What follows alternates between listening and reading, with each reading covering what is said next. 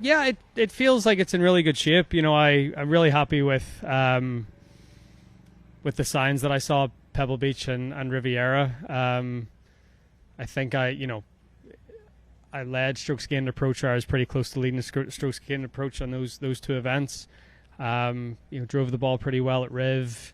I just couldn't make a putt for 27 holes, but I put that down to the sort of the very fast, bumpy Poana. But I was really happy with where my game was coming out of the West Coast, and I've kept ticking along the past week and played some golf, and I'm excited for these 2 weeks. I feel like I'm in good shape.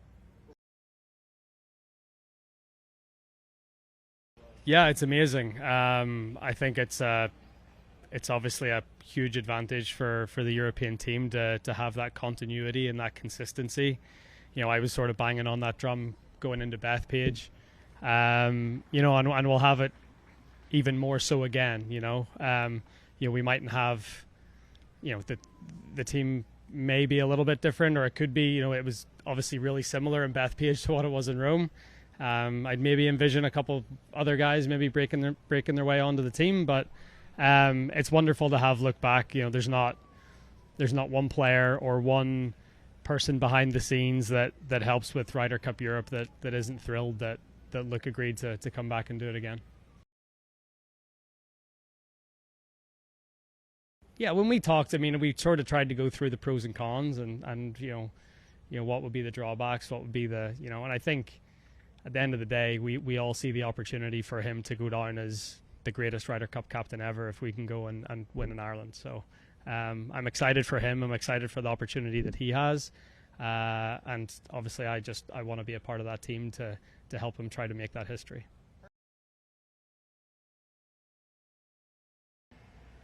There's a reason 8 of the 9 guys took that deal, right? I think it's a really good deal. And